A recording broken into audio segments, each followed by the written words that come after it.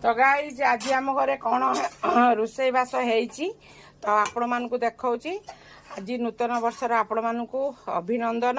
तो पणा आज महाविषुव संक्रांति आपण मानक ढेर सारा शुभकामना और शुभेच्छा। देखंतु मो मिस्टर कौन कौन करचंती आज मु पूजा पाठ करी पूरा थकी जाइए तो से रोसई करचंती। तो देखंतु फ्रेंड ये भेंडी आलू टमाटो झोल होती बैगन आलू भजा होती। तो फ्रेंड बर्तमान बंधाकोबी तरकारी चली तापरे आमर एठी डंक तरकारी हम माने बोईतालू डंक आलू बैगन आउ कखारू सारू सोरिष मसला दे गोटे डंक तरकारी हम।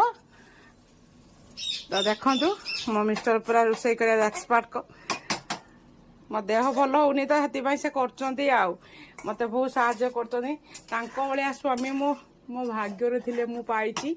तो लक्ष्य शिव पूजिकी तापरे कलम शाग भजा हम।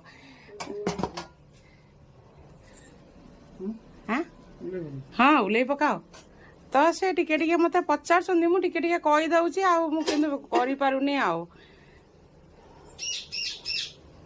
तो आपण मानकु रोसई करिके देखौची केमती कोन रोसई हेची टेस्ट हेची मु खाइ के आपन को कहबी आ।